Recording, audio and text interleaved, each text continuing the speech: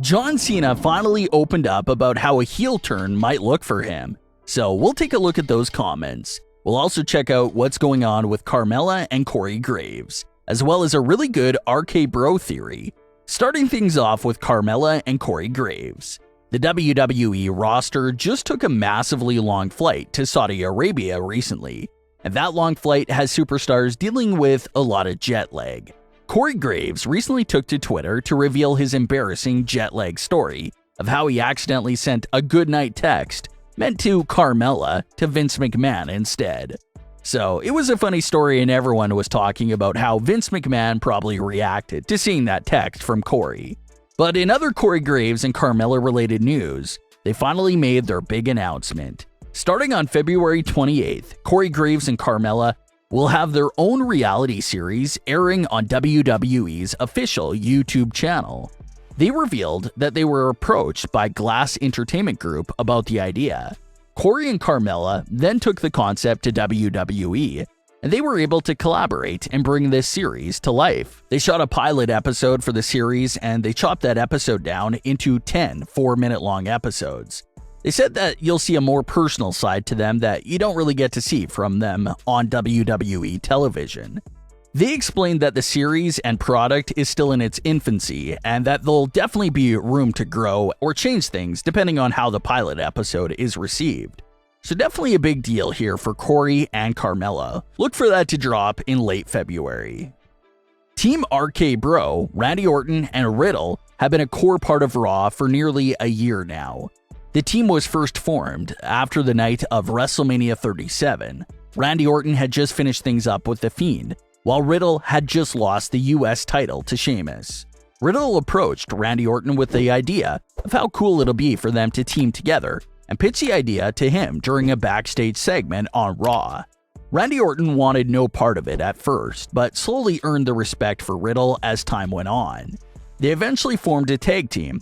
They had the vintage dysfunctional team storyline going on, and that eventually evolved into them becoming a solid team and eventually tag team champions with that entire run.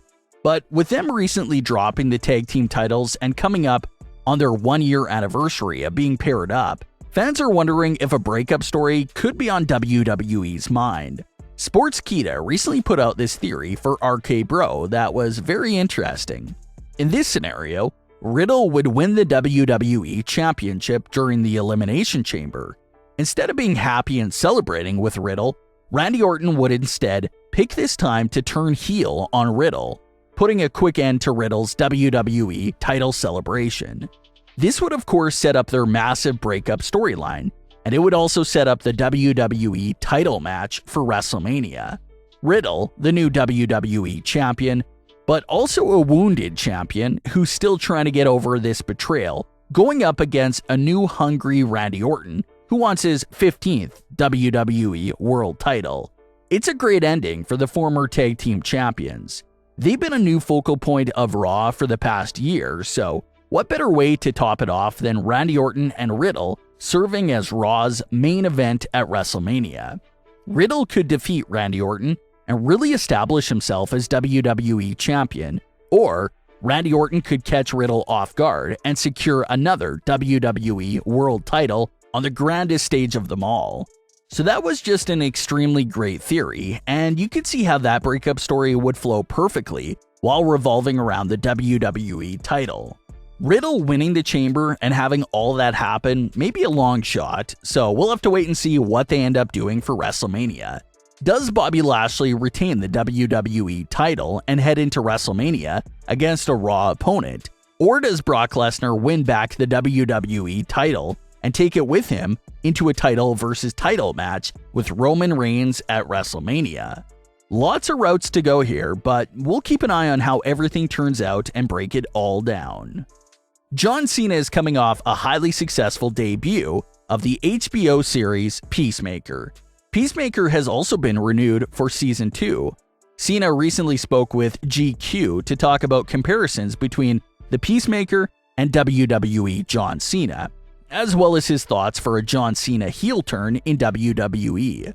John Cena had this to say during that GQ interview. Audiences now want to get behind a character who is flawed, like Peacemaker, who isn't completely steadfast in his value system and doesn't completely operate for hustle, loyalty, and respect at the foundation of pure virtue. People want more depth than a character arc. In the WWE, we're just playing a role, but I kind of do this for all of roles. Whether it is Peacemaker or John Cena or whatever, I have to try to look within myself and take moments from my actual life and see how I felt and try to put that into character. I'm not exactly someone who kicks in your front door and rips through your house in jean shorts and a t-shirt, ready to throw my hat at your parents and ask you to be a last man standing match, but I know what it means to be excited. And if I needed to conjure up an emotion of, let's say, sadness, I look back on my life and remember when I was sad and hopefully find some sort of emotion I can grasp onto and then put it into, why would my reflection of this person think they're upset? End quote. Cena then discussed how his WWE character has been the same for almost 2 decades now and had this to say about that, quote, "It takes a certain type of individual to go out there and play your hit song every night for 2 decades. There are decisions I can make, but I don't make. Okay, now John Cena's gonna be a bad guy. I don't make that choice. Then I can be like, okay, I'm never gonna be a bad guy. How can I nuance a virtuous character? Would it have been great to be able to mess with the flaws of WWE John Cena? Oh my goodness, I think there is another 10 years of story in there. But it's not my choice. I don't run the company." End quote. So John Cena brings up a lot of great points, especially with the comparison of Peacemaker to WWE John Cena. Without getting into too much spoiler discussion about the series, if you've seen Peacemaker, you know that Peacemaker is a character that's deeply flawed and struggles with a lot of inner conflict, but he also has some great virtues to him, and they really shine once he overcomes those obstacles. And that's what the audience likes to see. No one likes to see a main character easily getting everything without breaking a sweat. There's certainly beauty in the struggle that really captivates audiences and makes them want to hop along for the journey. So that's definitely there with Peacemaker. The classic WWE John Cena, on the other hand, was known for pretty much being a superhero inside the WWE world that never really faced any struggles, never had any character flaws, and would always win easily. So when it comes to a character like that, your audience is going to get burnt out of them pretty fast.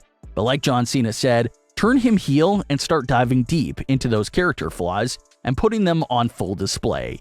Now you can have 10 more years worth of story. A lot of fans feel like the best time for John Cena to go through with that heel turn would have been right after the WrestleMania loss to The Rock back in 2012, but WWE never pulled the trigger on it. Do you think it's too late for a John Cena heel turn, or do you think there's still time to pull it off? Leave your comments below. Don't forget to subscribe with all notifications on, and leave a like if you enjoyed. Thanks for watching, guys.